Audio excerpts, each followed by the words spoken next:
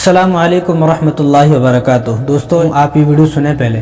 مل رہی ہے حضرت حنظلہ کی لاش نہیں مل رہی ہے، سرکار لیفٹ کی طرف اپ کر رہے ہیں ہاتھوں کو، اور سرکار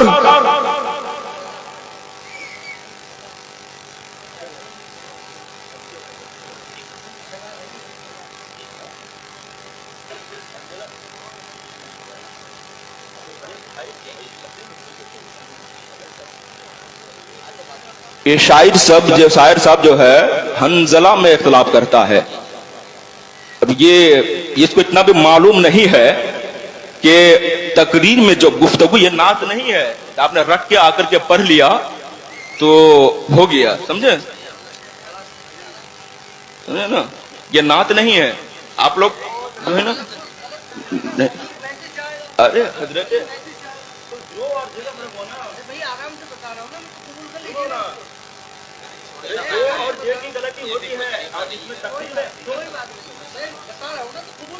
ریکارڈنگ کر رہا ہوں، رکو دیکھو، تقریر کی میں اتنے تلفظ ادا نہیں ہوتی ہے جتنا ادا کرنے کی، اب اس میں فرق ہو ہی سکتا ہے۔ یہ مسئلہ کی بھی بات نہیں ہے، اور یہ جو نعت خواہ ہے یہ سب جاہل ہوتا ہے تھوڑا بیشتر، اس پر نعت پڑھ سکتا ہے یہ کچھ نہیں کر سکتا ہے۔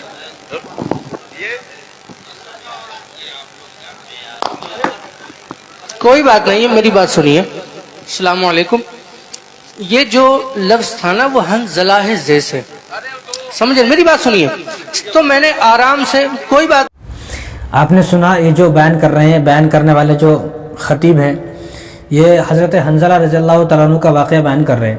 حضرت حنظلہ رضی اللہ تعالیٰ عنہ وہ صحابی رسول ہیں کہ جن کو فرشتوں نے غسل دیا، اور ان کا جو لقب ہے وہ غسیل الملائکہ ہے، کیونکہ فرشتوں نے ان کو غسل دیا۔ ایک لمبا واقعہ ہے، کسی موقع پر آپ کو وہ بھی بتایا جائے گا، لیکن ان کا جو نام ہے وہ حنظلہ ہے، ہا نون ظا لام، حنظلہ یعنی ظا سے ہے۔ ابھی جو مقرر صاحب ہیں یہ کہہ رہے ہیں حنجلہ، یعنی جیم سے پڑھ رہے ہیں، اور شروع میں بھی جو بڑا ہا نہیں لگا رہے ہیں بلکہ ہا لگا رہے ہیں، حنجلہ کہہ رہے ہیں۔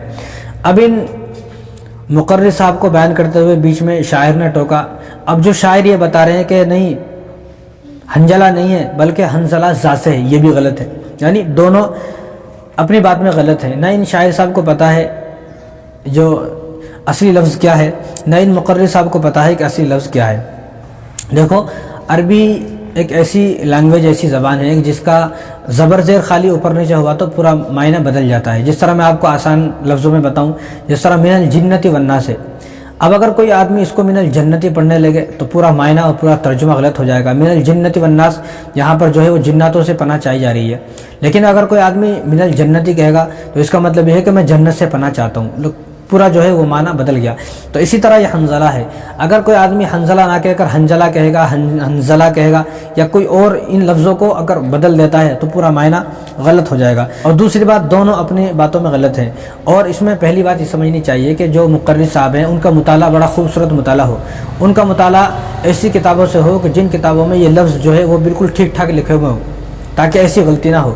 اور اسی لیے جس آدمی کا مطالعہ جتنا ہو اتنا ہی بیان کرے وہ آدمی، ایسا نہیں کہ مطالعہ تو ہے میرا صرف 10 منٹ کا لیکن میں بیان کر رہا ہوں کہ 1 گھنٹہ، تو غلطیاں ہوں گی بیان میں۔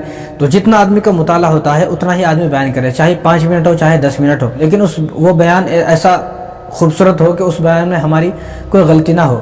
اور دوسری بات، یہ جو اسٹیج ہے یہ اسٹیج اس لیے نہیں ہے کہ یہاں پر لڑا جائے اور یہاں پر ایک دوسرے کا مقابلہ کیا جائے، ایک دوسرے کو برا بھلا کہا جائے۔ آپ خود دیکھیں کہ مسلمان جو ہے وہ جو کوئی بھی جلسہ ہوتا ہے تو اس جلسے کے لیے کتنا پیسہ خرچ ہوتا ہے، جگہ جگہ سے چندہ کیا جاتا ہے، اور لوگ تھوڑے تھوڑے پیسے جمع کر کے اتنا بڑا جو ہے جلسہ کرتے ہیں۔ اب اس جلسے میں لوگ اگر آئے ہیں تو اس لیے آئے ہیں کہ یہاں سے ہمیں کوئی اصلاحی باتیں ملے گی، یہاں جلسے کے بعد ہم کوئی اپنے اندر سدھار پیدا کریں گے۔ لیکن آج یہ دیکھا جا رہا ہے کہ جلسے کے جو اسٹیج ہے ان اسٹیجوں پر لڑائی ہو رہی ہے، جھگڑے ہو رہے ہیں۔ اگر جلسے کے اسٹیجوں پر ایسے لڑائی جھگڑے ہونے لگے تو آپ خود یہ سوچیں کہ لوگوں کی اصلاح پھر کیسے ہوگی؟ بتاؤ، لوگوں کی اصلاح پھر کہاں ہوگی؟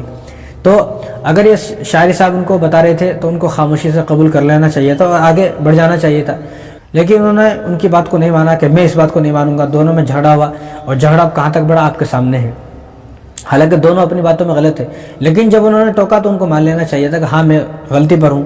تو اس لیے میں تو یہ کہتا ہوں کہ اگر کوئی جلسہ آپ کر رہے ہیں تو اس جلسے میں کسی معتبر عالم دین کو بلائیں، سنجیدہ عالم دین کو بلائیں، سلجھے ہوئے عالم دین کو بلائیں، اور ایسے عالم دین کو بلائیں جو اپنی غلطی مانے، جو تکبر سے پاک ہو، نفرتوں سے پاک ہو، جس کے دل کے اندر نفرت نہ ہو، تکبر نہ ہو، حسد نہ ہو، بغض نہ ہو. ورنہ اب تو یہ دیکھا جا رہا ہے کہ ایسے اسٹیجوں پر ایسے عالموں کو بلایا جا رہا ہے کہ جن کو اگر ٹوکا جاتا ہے تو وہی غصہ ہو جاتے ہیں. حالانکہ اپنی غلطی کو مان لینا چاہیے. اگر غلطی نہیں ہے اور تمام کے تمام لوگ جو ہے ہزاروں کا مجمع سامنے بیٹھا ہوا ہے، غلطی نہیں ہے پھر بھی مان لیں ہاں میری غلطی ہے، بعد میں اس غلطی کی جو ہے اصلاح کی جائے، لیکن سارے کام بعد میں کیا جائے. وہیں اسٹیج پر اور سب کے سامنے جو ہے اس طرح اگر آپ کریں گے تو آپ خود سوچیں کہ جو عوام آپ کے سامنے بیٹھی ہوئی ہے وہ کیا سبق لے کر جائے گی. تو اس لیے جتنے بھی جلسے ہوں تمام جلسے والوں سے میری درخواست ہے کہ ایسے آدمی کو نہ بلائیں کہ جن کے دل کے اندر نفرت ہے، تکبر ہے، حسد ہے اور عداوت ہے، جو اپنی غلطی ماننے کو تیار نہیں ہے. بھئی اچھا آدمی وہ ہے جو اپنی غلطی کو مان لے، غلطی نہیں ہے پھر بھی اپنی غلطی کو مان لے. حضور نے کیا ارشاد فرمایا کہ آدمی بہادر آدمی وہ ہے، یعنی حضور صلی اللہ علیہ وسلم کی نظر میں بہادر آدمی وہ ہے. حضور نے ارشاد فرمایا کہ ایک آدمی اپنا غصہ نکال سکتا ہے لیکن پھر بھی اپنا غصہ نہ نکالے، غصے کو برداشت کر لے، غصے کو پی جائے.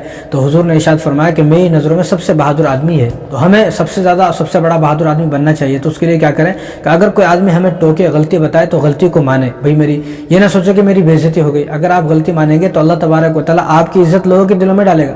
اگر آپ غلطی ماننے کو وہاں تیار نہیں ہے تو آپ خود یہ سوچیں کہ اللہ تبارک و تعالیٰ ہی آپ کی نفرت لوگوں کے دلوں میں ڈال دیں گے. اب یہ جو واقعہ ہوا اور یہ صاحب اپنی غلطی ماننے کو تیار نہیں ہے، آپ خود یہ سوچیں کہ ان باتوں سے جو سامنے جو لوگ بیٹھے ہوئے ہیں، ہزاروں کا جو مجمع بیٹھا ہوا ہے، ان کے دل کے اندر ان کی نفرت پیدا ہوگی یا محبت پیدا ہوگی. آپ خود سوچیں. تو سوچنے کا مقام ہے اسٹیج پر نہ کوئی لڑائی کی جائے، نہ کوئی جھگڑا کیا جائے، اور اپنے مطالعے کو جتنے بھی عالم دین ہیں اور جتنے بھی جو خطیب حضرات مقرر ہیں جو بیان کرتے ہیں، ان کو چاہیے کہ اپنا مطالعہ جو ہے مضبوط کریں، اپنا مطالعہ اتنا قوی کریں کہ ان سے کوئی غلطی نہ ہو. اگر آپ 1 گھنٹہ بیان نہیں کر سکتے، آپ 10 منٹ بیان کریں، لیکن وہ 10 منٹ کا بیان آپ کا ایسا جامع ہو کہ اس میں کوئی ایسی غلطی نہ ہو کہ جس کی وجہ سے آپ ذلیل ہوں، رسوا ہوں. السلام علیکم ورحمۃ اللہ وبرکاتہ.